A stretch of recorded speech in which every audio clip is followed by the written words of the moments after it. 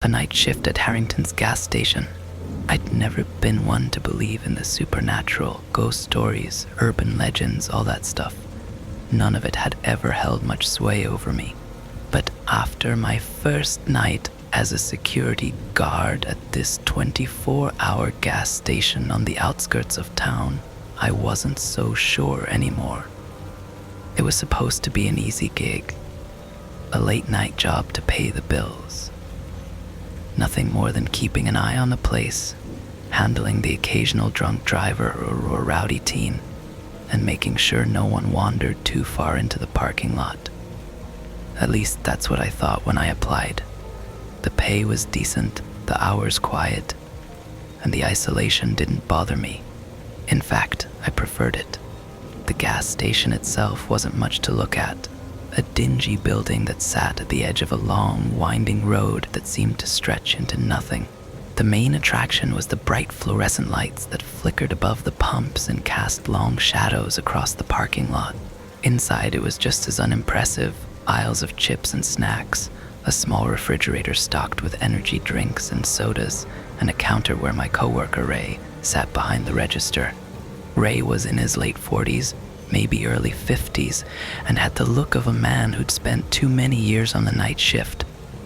His skin was pale, his hair thinning, and his eyes had that glazed over, distant look that made me wonder if he ever really slept.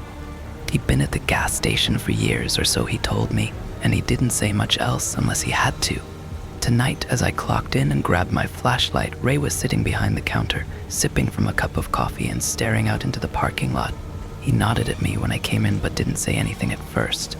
He didn't need to. "How's the night been so far?" I asked, trying to make some small talk.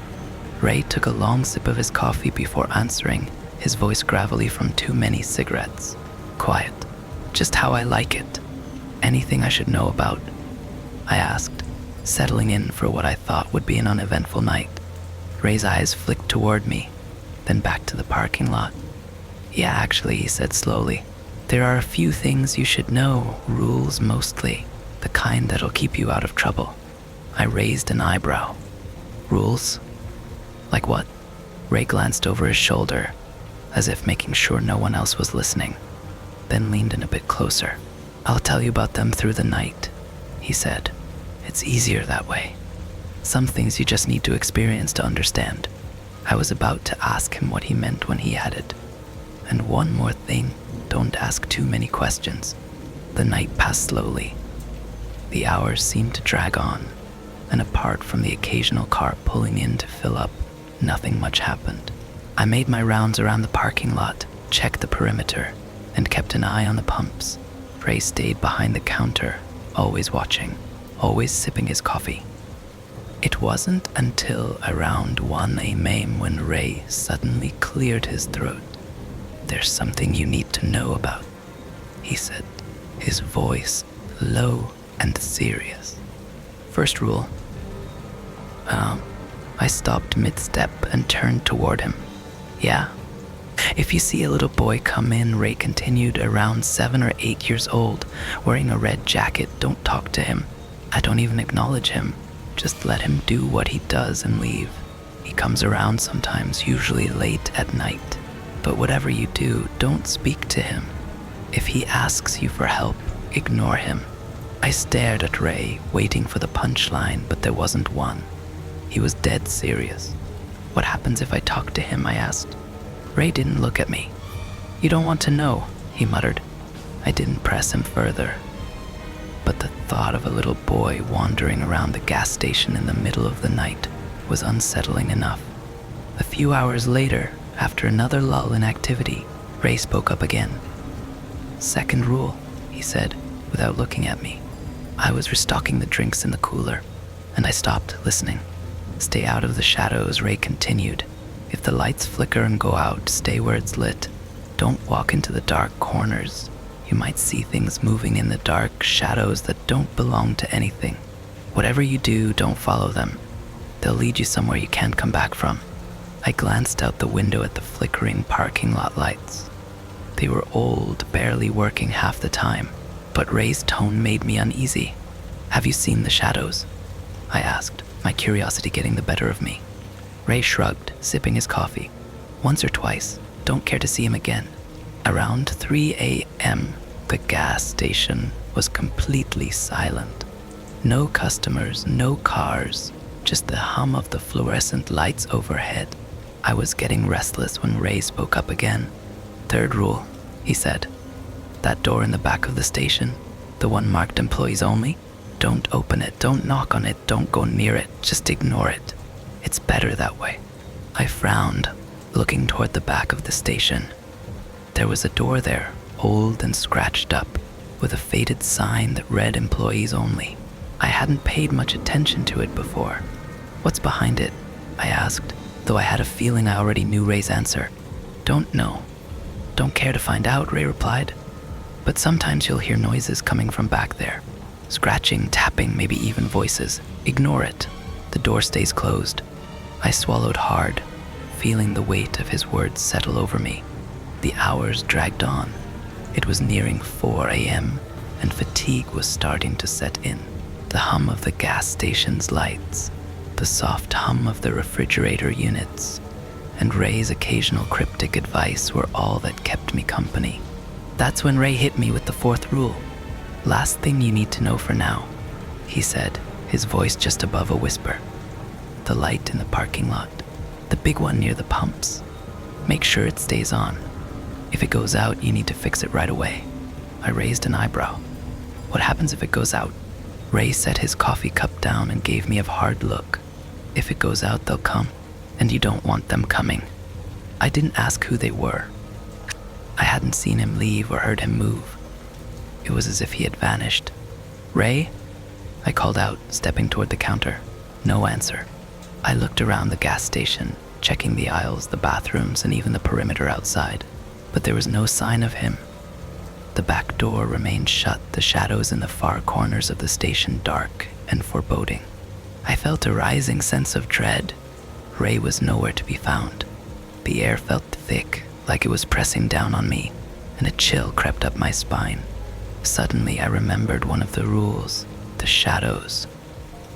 I stayed under the fluorescent lights, avoiding the dark corners, my heart racing. I didn't know if I'd broken a rule by looking for him, but something told me I had. The parking lot light flickered. My stomach lurched, and I sprinted outside, fumbling with the switch on the side of the building. After a few agonizing seconds, the light sputtered back to life.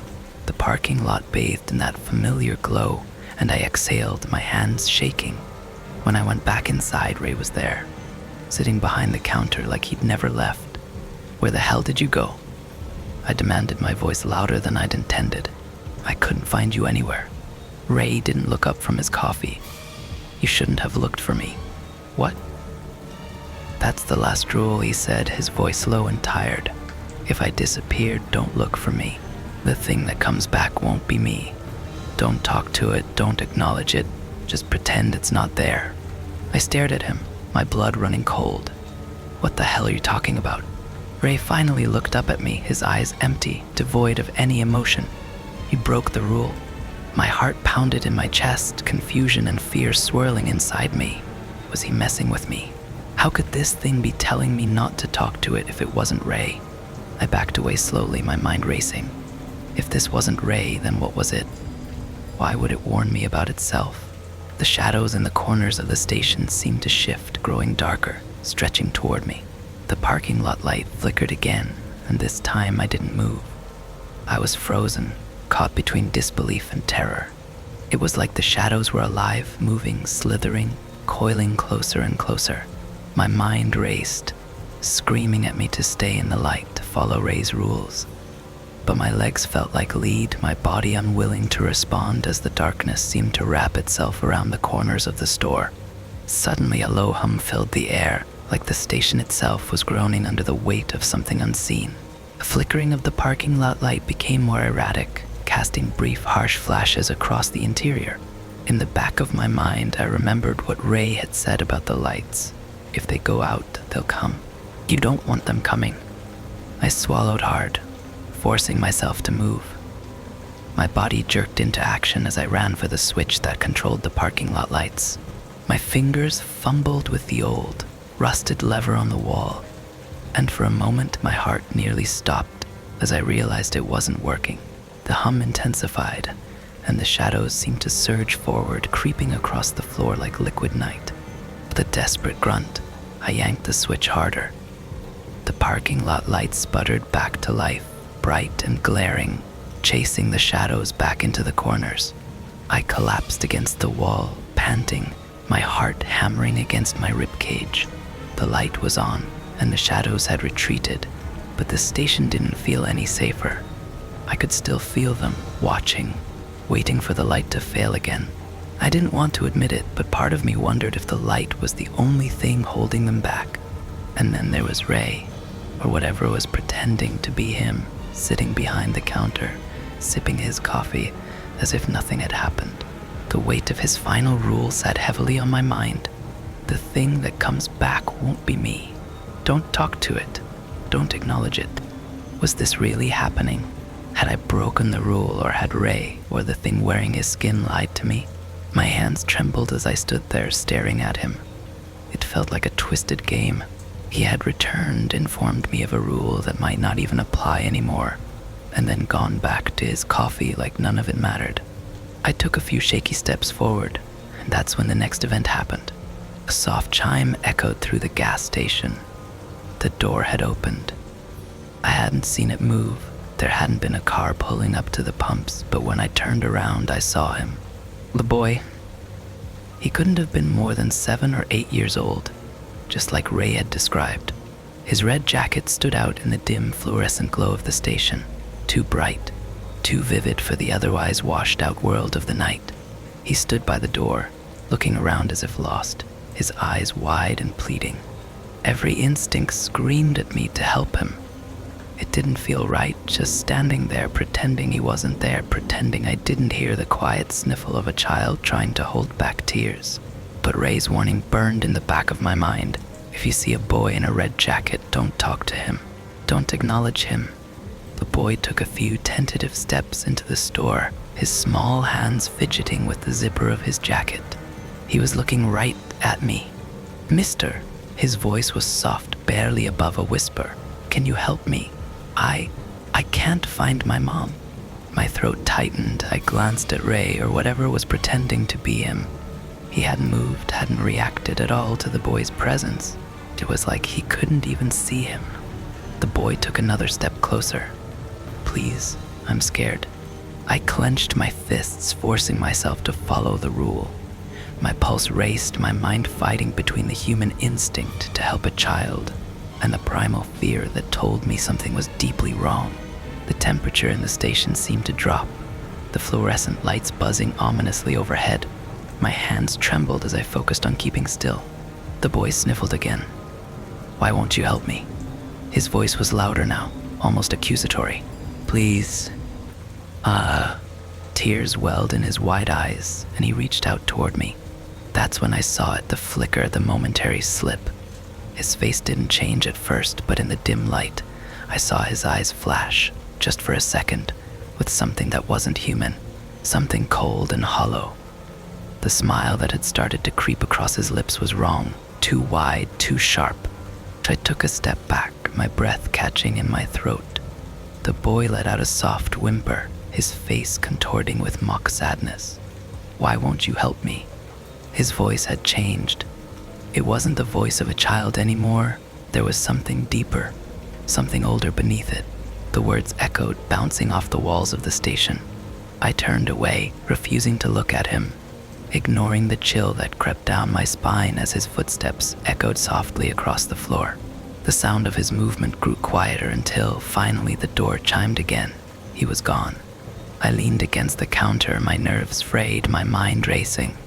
Ray, or the thing that looked like Ray, sat there watching me. He didn't say anything about the boy, just sipped his coffee, his eyes distant and glazed. I glanced toward the back of the store, where the employee's only door loomed like a dark shadow at the end of the hallway. I hadn't noticed it before tonight, but now it felt like the focal point of everything wrong in this place. The faintest sound reached my ears, a soft scratching, barely audible over the hum of the station's lights. My heart skipped a beat. Ray had warned me about the door. Don't open it. Don't knock, don't go near it. That the sound continued, persistent and unsettling. It wasn't just scratching anymore. There was a faint tapping, like knuckles against wood. A soft, rhythmic knock. My feet felt glued to the floor. I couldn't move, couldn't even look away from the door.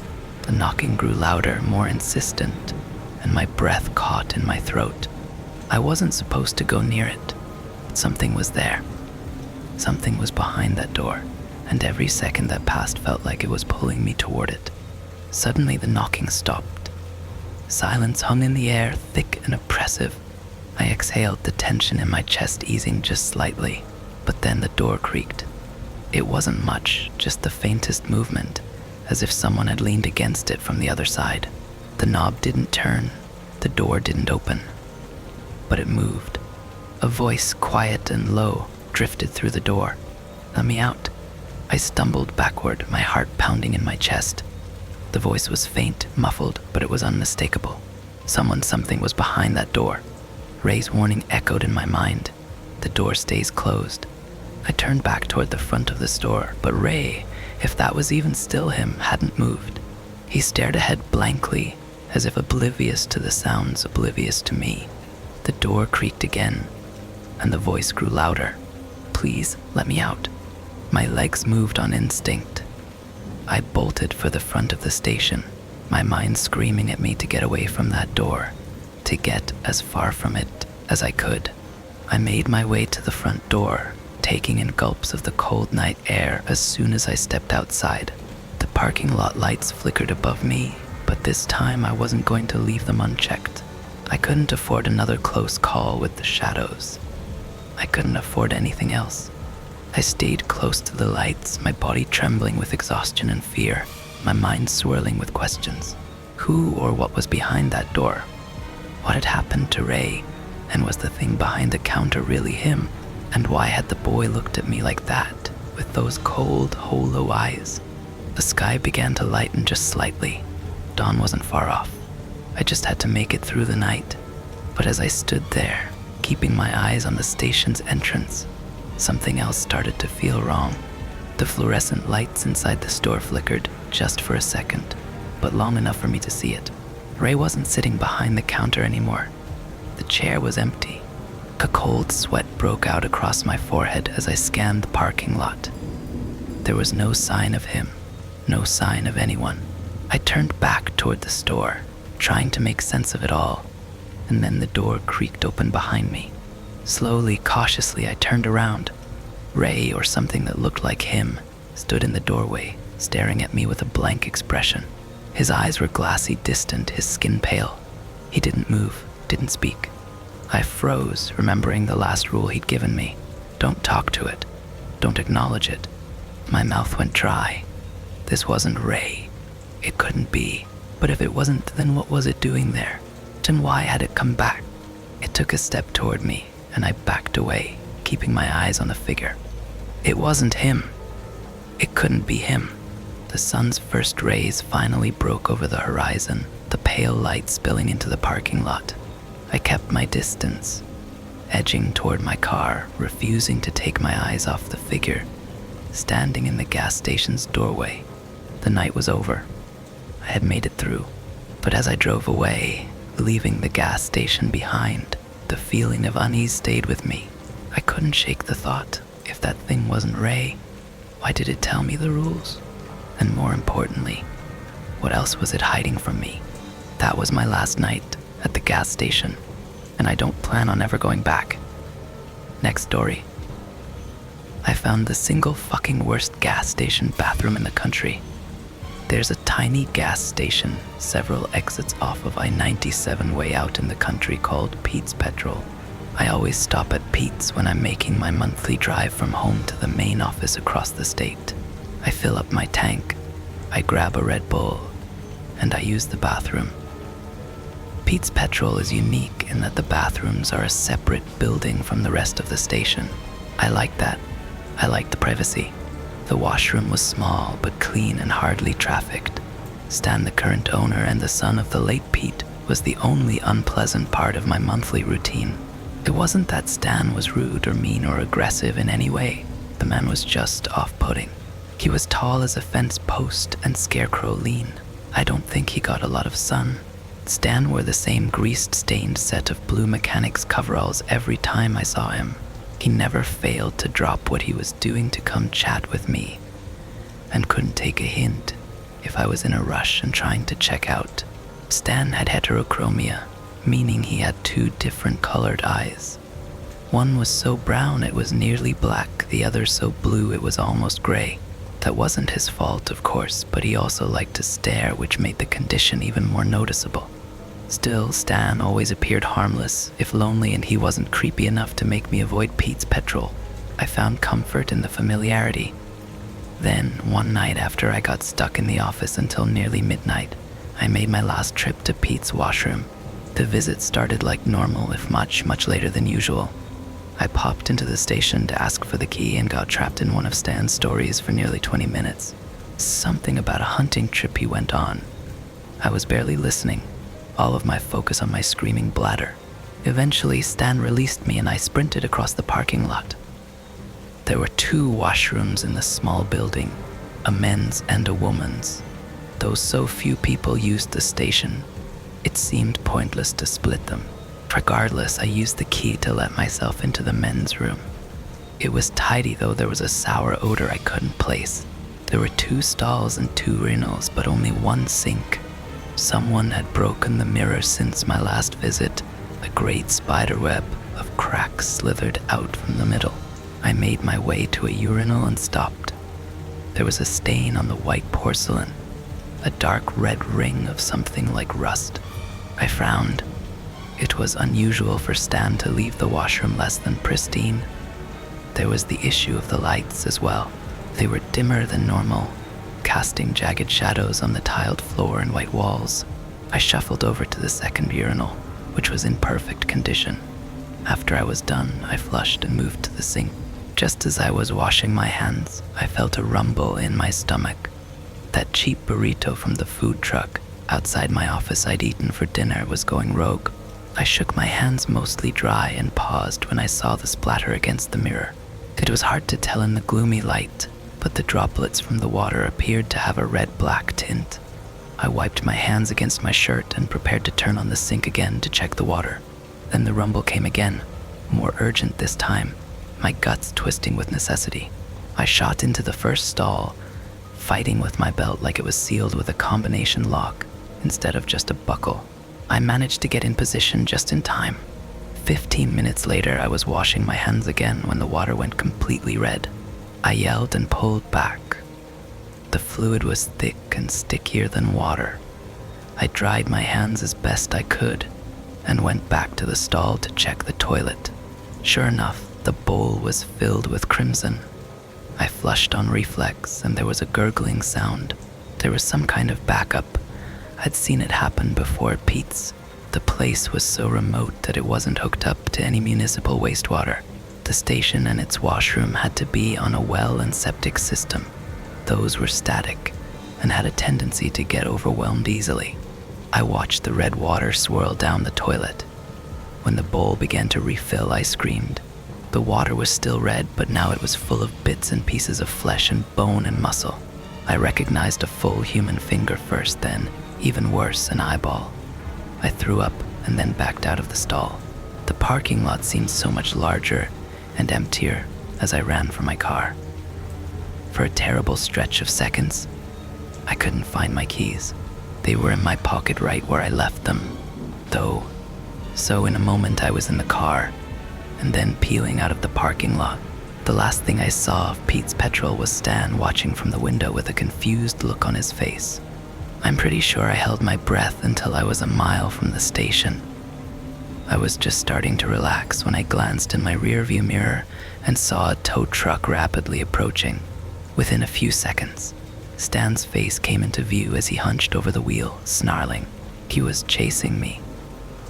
I felt my whole body go cold.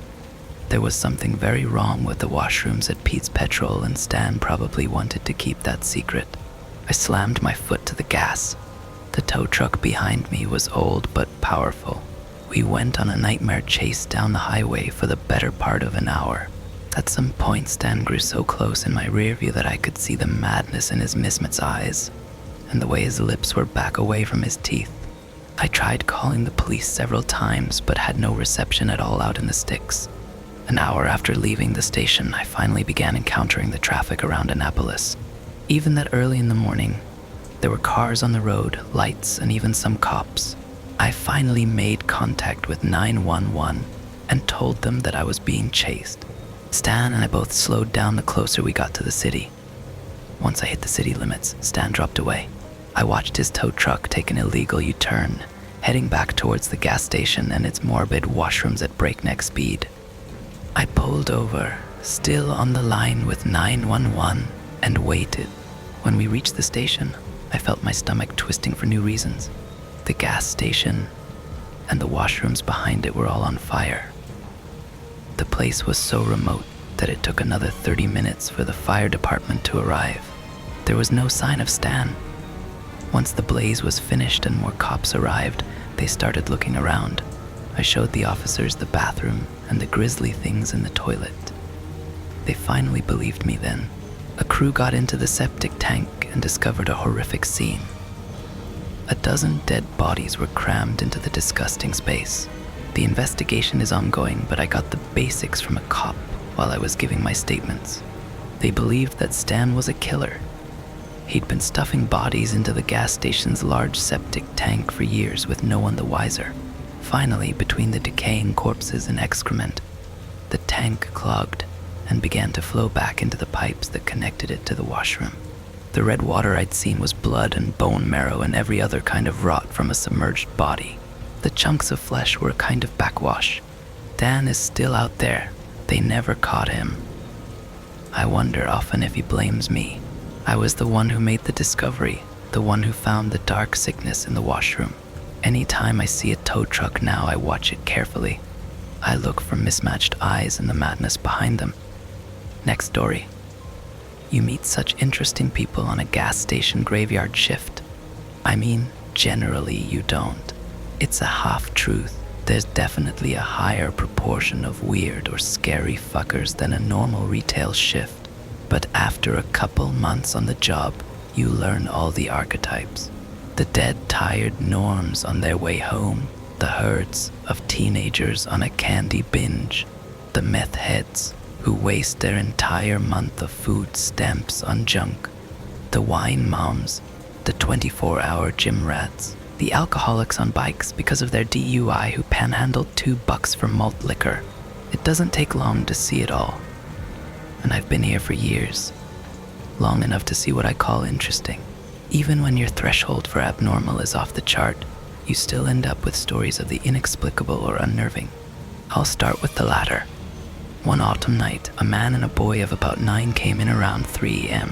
I yell a half-hearted greeting and barely glance towards them before back to my phone. The boy makes a slow, cautious walk towards the candy aisle, while the dad makes a beeline to the beer coolers. I can tell by his body language he's somewhere on the scale between unfriendly and angry, shoulders forward, brisk, stompy steps. I sigh, anticipating an argument I've had many times. Last call was at 2. I can't sell you that. He glances back at me and moves wordlessly down the wall, selects a tea, and heads to the counter. The way he walks gives the impression he's going to punch me. I ready myself and try to disarm him with a monotone, "How are you doing?" He hard stares me for an uncomfortable few seconds and says, "Pack of Marlboro Reds." Relieved he didn't start whining or bargaining about his beer, I turn my back to him and grab the cigarettes and jump with a start at a yell of "Jack, fucking hurry up, man." I turn back and look past him to see his son at the candy aisle. 1,000-yard stare, not really trying to make a selection. The first real look I've had him tells me the tears he's fighting wouldn't be his first of the day. I ring in the smokes and tea and say nothing, hoping it will resolve itself. Dealing with the shit I see on a normal night, I've learned not to meddle, to no avail this time. As he tosses a grimy $10 bill for his incomplete purchase, and not 20 seconds after the first time, yells, "Jesus fucking Christ, come on." That's enough to stop my interest in customer service. Graveyard is an interesting dynamic. Obviously, we're supposed to have the smiley, welcoming personality all clerks are expected. But also, I'm here alone, and also need to give off an air of security. Cross certain lines and I stop being friendly. I say, "Hey, relax," in a low tone. He turns back to me with the same intensity with which he yelled and answered, "What was that?" He can take 2 fucking minutes to pick the candy bar he wants. You're invalidating any points you'd score for buying him one by being a dick. You can shut the fuck up too. I tell him we're done here, grab his purchases out of his reach and push his money back towards him. As I do, I notice the bill has blood on it. Then I notice his knuckles on his right hand are bleeding, old caked blood still oozing. Now I'm sure this could get physical. I'm a solid 3 inches and probably 40 elbs larger than him, but who knows what crazy has in his pockets. Our brilliant company policy doesn't allow weapons, but I keep deterrents conveniently placed in reach. I position myself to grab the pry bar and tell him I bet your boy would like to leave now. He can keep the candy. He gives me the same long, unsettling stare and replies calmly, "I'll be right back." I didn't stick around to see what he had in mind. I ran and locked myself in the back office and dialed 911. I felt a little stupid describing a run-in with a guy who may just be an asshole, but I watched on the camera as he rummaged in the back seat. I described the car to the operator, and she asked did he have a little boy with him. Before I was even off the call with her, I began to hear sirens, a lot of them. It took a few days and a few conversations with the police before I had the whole story. The response had been to an Amber Alert. Jack, 3, tragically had lost visitation rights to see his son at the boy's request. But not content with a simple kidnap, his ex-wife was found unrecognizably mutilated with a claw hammer. The wounds on his hand were splinters from her skull. This happened 6 hours' drive from my store, and I was the first place they stopped. I try not to dwell on what might have happened if Jack had picked a chocolate in a timely manner. Next story. I ate gas station sushi. I'm not a weirdo, I was drunk. And until you've had the night I had, somehow spam texting the mosque emoji to your girlfriend while shouting tequila and red wine is so a cocktail. Until you've been there, I ask you not to judge. If you have been there, you'll know that my girlfriend became my ex-girlfriend that night. You'll know that neither she nor I are Muslim, and that the mosque is in the blurry vicinity of the hospital emoji. You'll know that tequila and red wine is not a cocktail. And most importantly, you'll know that at 3 in the morning, drunk as Saharan bottled water, sushi is his sushi. I wouldn't have remembered any of the gas station or its dubious offerings, except that I thought I saw the guy who played Draco Malfoy in the Harry Potter movies. I tried to play amateur paparazzo, and I left the video on record after my phone went back in my pocket. The important folks are me, my friend and roommate Benjamin, and a very accommodating cashier that I'm gonna call Leaf. Ben, his hair is white, because that's an old man, you fucking dick. Me, that's such a Slytherin thing I burp to be. Ben, he's got a walker. Me, nah. No, he's a walker on his hands. Ben, yes, see. Old man, not Malfoy. Me, but Broom, you're jealous. You get the idea. I had forced myself into a subhuman hole of obnoxious intoxication, and I had found my ARP or bad boy. I was damn certain of that.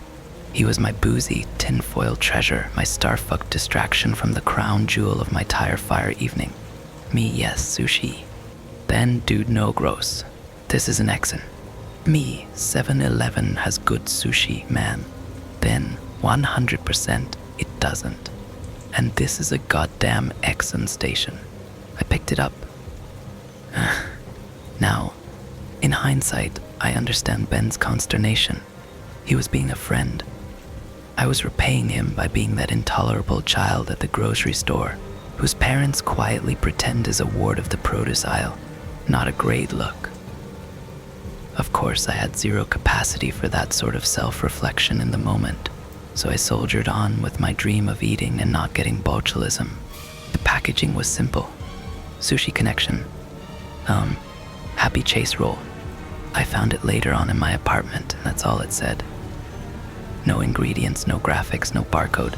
Just black plastic, clear plastic, and a sharp-eyed stick on label.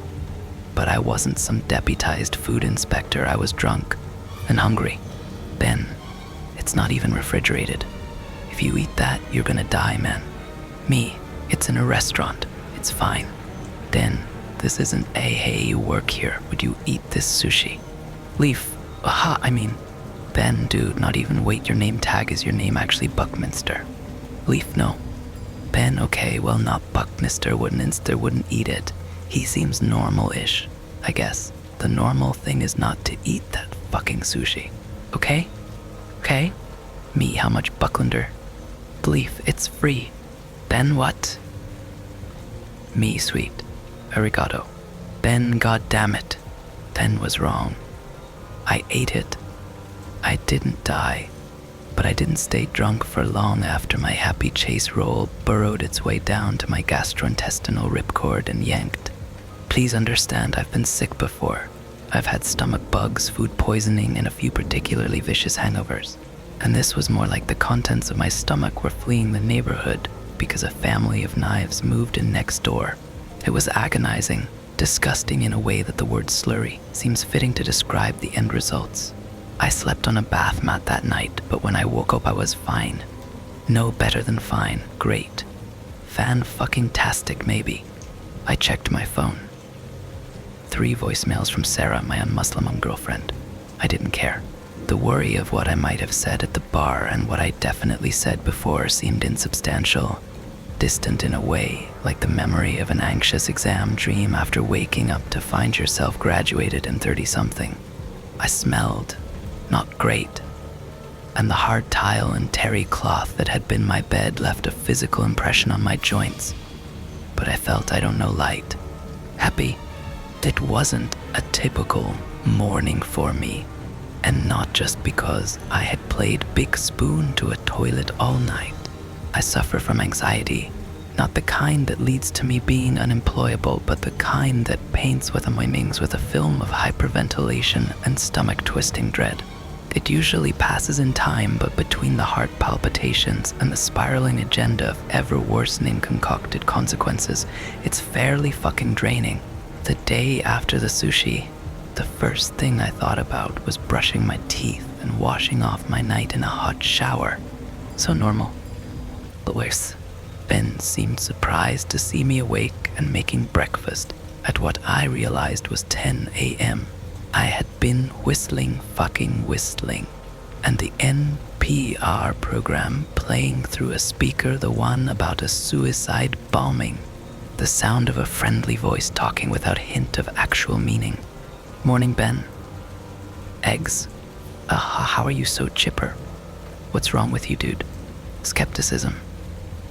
A part of me got it, but my thoughts said, nothing.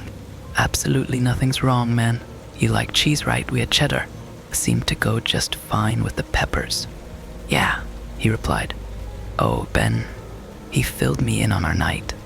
We had been drinking because things were going, well, shitty between Sarah and me. I thought she might been cheating, the notion of which bloomed in my mind as a vine that turned into a straw and sucked up every ounce of alcohol I could find in my local watering hole. Den had been my gardener for the night, trying and failing to keep the growth in line. In the end, it hadn't mattered. My vine strangled the life out of my relationship with Sarah, but that morning cooking eggs and listening to the crackle of a flaming world, nothing mattered. You were screaming last night, Ben said, tentatively wrapping strings of melted neon cheese around his fork. You locked the bathroom door and you were screaming, don't come near me or something. Any idea what that was about?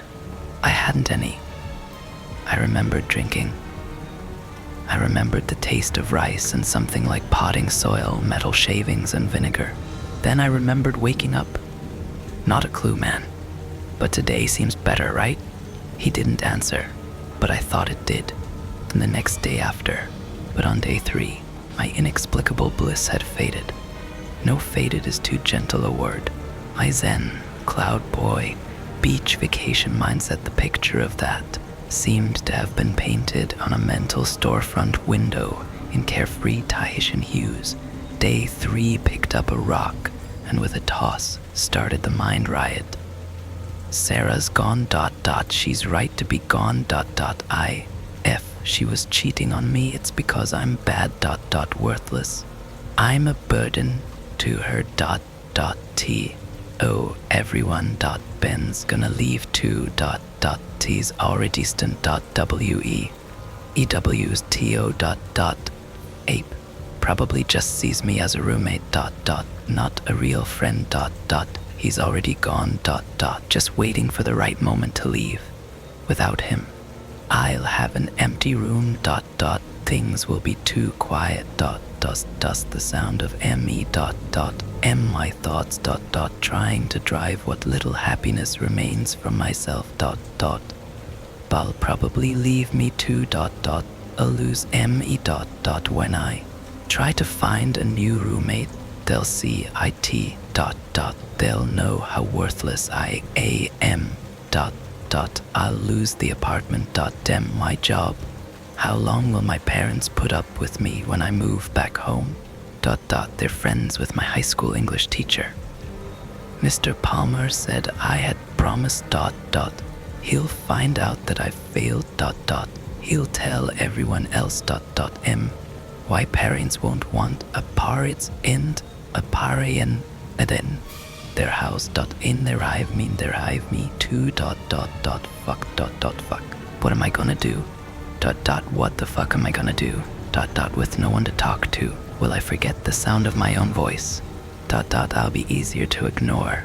Then jazz kashow on the wall, slowly fading as everyone else's happiness lights the world around me and erases the ugly stain of my existence, I'll collapse in some corner somewhere, just a pile of refuse, alone, cold, hungry. Sushi.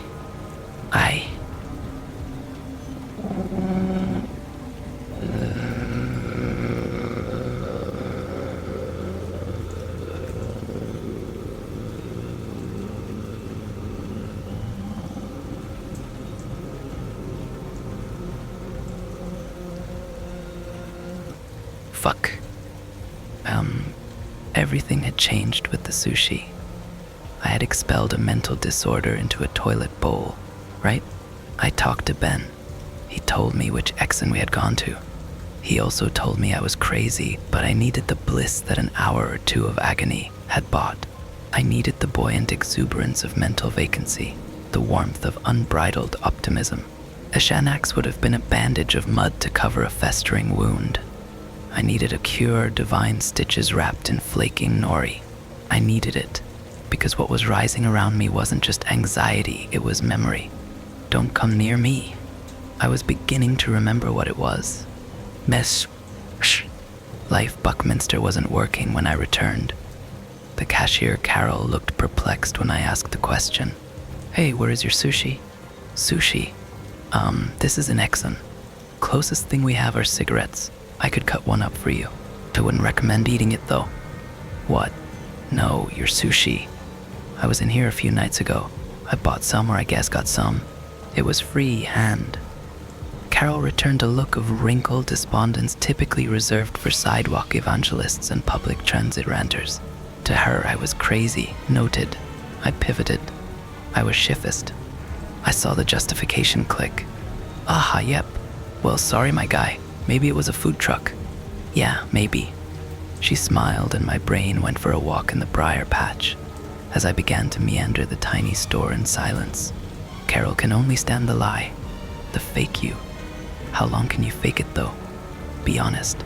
The real you is an obstacle. It's a rotting tire, flattened raccoon in the street tempting a glance, but only in wary revulsion. Don't come near me. I realized that I was winded, faint, face flush and feeling sweaty. How could such a small Exxon market hide something so vital? A fridge, one tall shelving unit in the center. Jumper cables and candy in plastic funnels and travel Benadryl. I circled it, looking high and low as the expression of disgusted misunderstanding began to clamp itself back around Carol's face. Where would you even put sushi here? Where would it go? Fuck. Where? There. Oh, there. I stopped and saw something resting on the ground, peeking out from under the bottom shelf. Dirty, dusty, cobwebby. Sushi Colorado.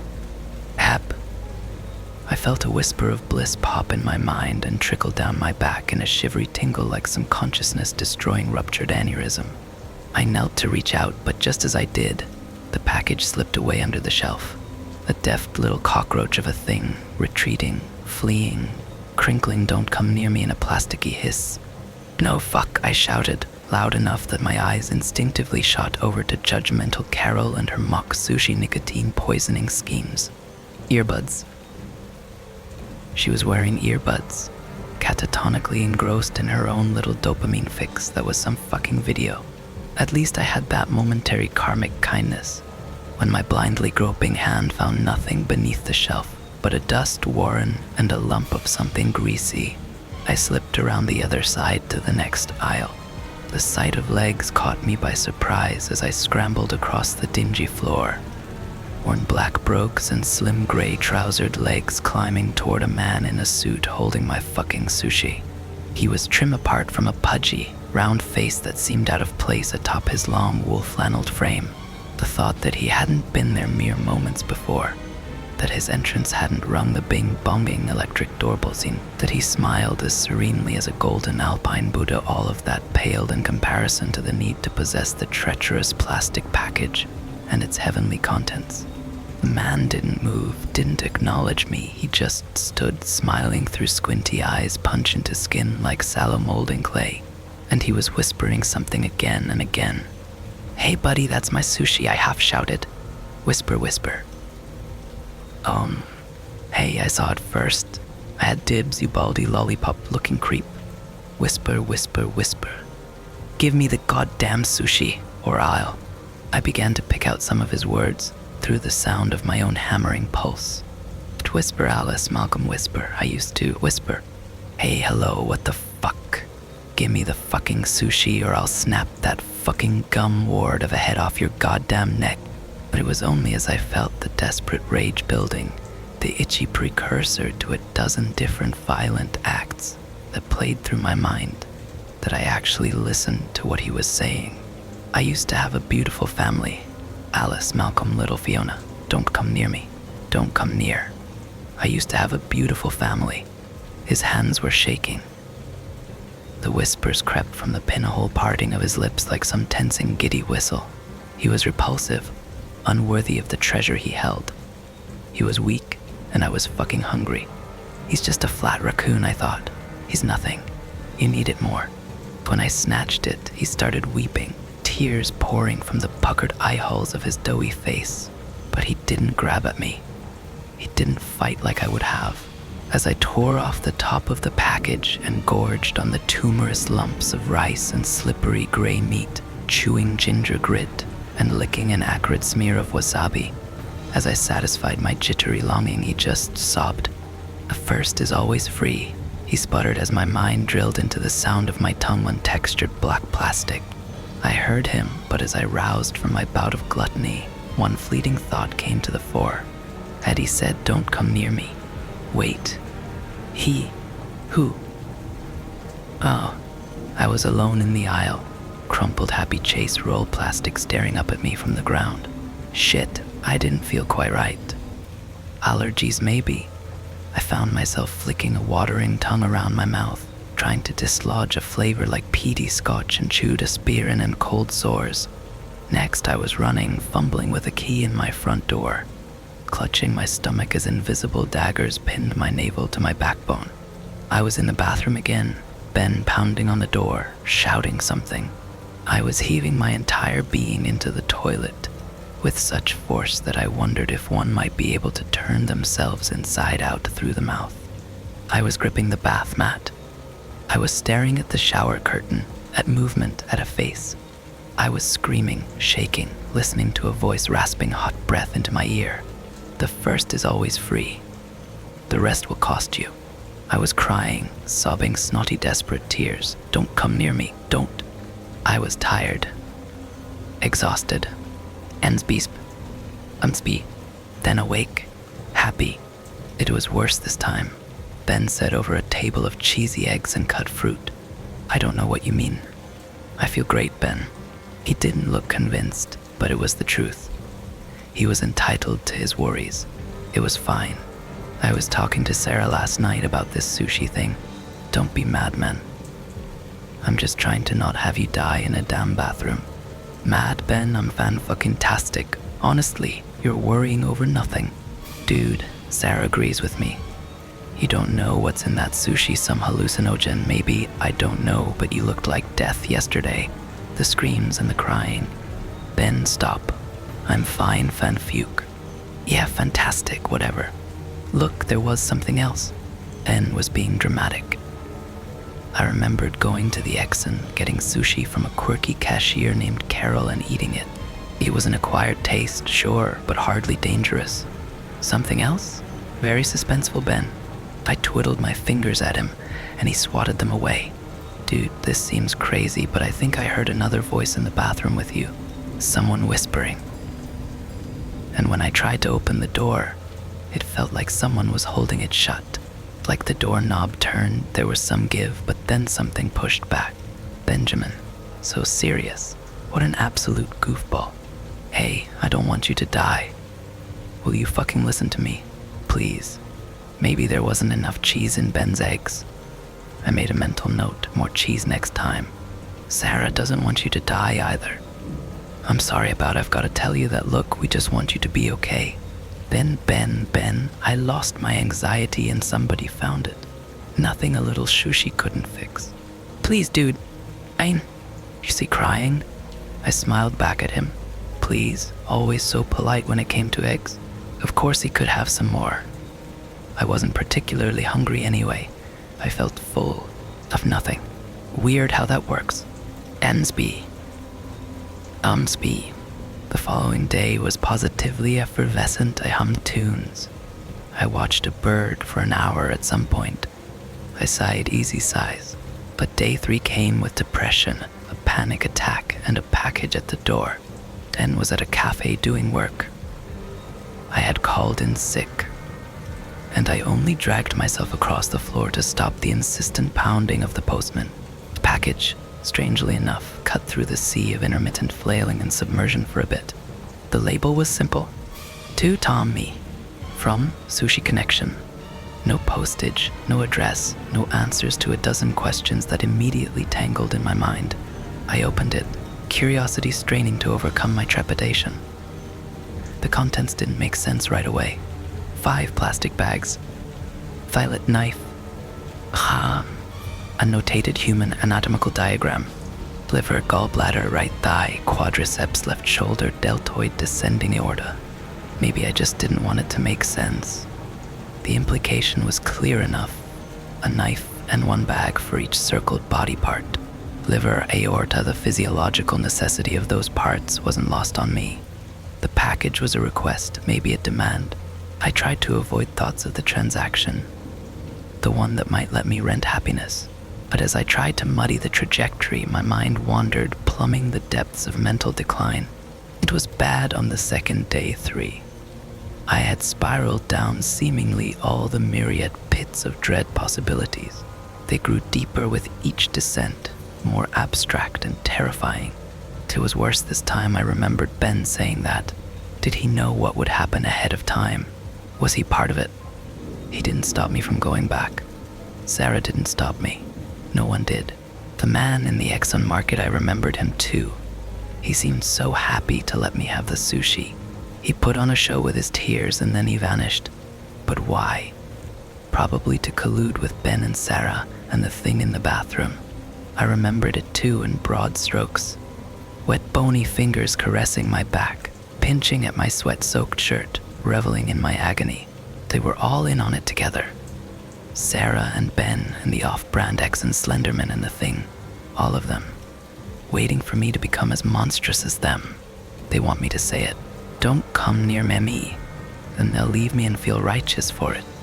It'll be my fault. They'll blame me for being afraid of them but terrified of being alone. They'll say I deserve it for pushing them away to save myself, and they won't come back. Not even the monster in the bathroom. They'll all abandon me. I looked at the package, the label, Sushi Connection. The sushi transcended all the bullshit. It wouldn't leave. It came in plastic captivity and offering. My offering. It took away all the doubt and the fear. A goddamn joy factory that only asked for one simple thing: connection. It wanted me to become a part of something, to contribute something. It feeds to feed simple, like a mother eating one child to make milk for another. I looked at the words on the label and they sang a symphony of possibly to me. Each syllable was awash with a promise of levity. Eat the roll, chase the happy, liver, gallbladder, thigh, shoulder, aorta. A recipe for connection. I hugged the knife to my chest, felt the plastic of the bags between my fingers. 5 bags. I'd find a way to contribute, a way to connect with something happy. Speed. That was then day 3, round 2. A hard day followed by a goal that gave me purpose. Unspe. Now I'm anxiety-free again, but I have a secret that consumes me. Something I want to tell so badly that it scratches around inside of me like a caged rat. It's a hard secret. The kind of secret that I know in the pit of my stomach will change everything. It will hurt someone I care about. Sarah sits with me in my living room, clutching a mug of lukewarm coffee. I sit beside her, a squishy cushion like a whispering man's face between us. "So you're okay?" she asks, smile peeking through a pair of puppy dog eyes. I love those eyes. Not long ago, I had seen them filled with tears. Not anymore. Yeah, I'm fan-fucking, I'm fine. I smile, knowing that relief is a confession away, and in a pinch, relief feels just like diet happiness. "So, Ben said he'd be back today," she says. "Do you know when?" So much anticipation in her words. I lie. "Soon." The secret nags at me, wanting to be free. But I know that the more it builds and wriggles through my head, the greater the relief will be. Ben's not coming back soon. Ben's not coming back at all. It should be a sad thing for me, a fucked piece of recent history that sits inside my guts like a lump of lead. But it's not. Yes, I killed Ben, my roommate, my friend, and the act at the time was fucking devastating. I'm a monster, blah blah blah. I get it. Mea culpa. But that's not the secret. "Sarah, I love Ben to death, you know that, right?" Another lie, but she nods appreciatively, a moony smile crawling across her face. I remember when that smile meant everything to me, before everything turned into a hellish fucking sitcom. "I do, Tom. You're a good friend, better than anyone deserves, probably." I sigh as the tension builds in me. I made a few texts from Ben's phone after the deed. It seemed like something a murderer would do, like a TV plot line that a grim-faced detective might find onerous. I had seen Ben enter his passcode dozens of times since face masks made it a practical necessity in public. I remembered the pattern, but never thought much about the numbers. 0528, a line up then down again, a simple passcode, but also 5/28. May the 28th. I had killed him before I even realized. Sarah's birthday. Birthday. Sneaky fuckers. When I found out Sarah, I was actually kinda relieved. Lie. You're my 2 favorite people. Lie. And let's be honest, what we were was never going to be sustainable. Lee. Okay, maybe true actually. You and Ben are together, and I'm okay with that. Holy shit, do I never get tired of saying that. It's a gut punch, yes. And I do feel that, but more than anything I feel relief. She sees the genuine Christmas morning, you don't have cancer elation on my face. I see the warmth of gratitude soften hers. Then her eyes fix on something. "Tom, what's that?" "Tom." She points to a plastic container on the floor. "Sushi Connection." I smile back. It's an inside joke between Ben and I, poor taste, but you know, guilty Ben roll. I laugh as Ben's guilt begins to creep back into my mind again. The affair was a burden for him. I could feel that the moment I awoke on my bathroom floor after eating a small package of sushi that arrived at my doorstep, I had contributed to the connection, and they returned a taste of Ben's emotional complexity. It just wasn't exactly what I expected. I thought the sushi created happiness, but it seems that someone named Chase did. What the fuck? Thuff. I look into Sarah's eyes. I smile, feeling only the fear of hurting myself with another person's secret. I let it build. Joe, Sarah's lip quivers. I thought this would destroy you, Tom. I really did. And I didn't mean for it to happen, neither of us did, it just happened. The us stings almost imperceptibly as it rolls into my borrowed guilt. I know, it's okay. And you're so understanding and well sweet about it. But after the text that night, and the phone call, and then that weird sushi, Sarah, I know. It's okay. I'm okay. Fuck, I feel like I could cry, Tom. Don't come near me. I put out my arms for a hug, and she falls into it. I pat her back, conciliation in an uncomfortably platonic gesture. It feels weird coming from me, but I use that emotional confusion and grab onto something that feels like the honesty of a revealed secret. I'm glad it was Ben.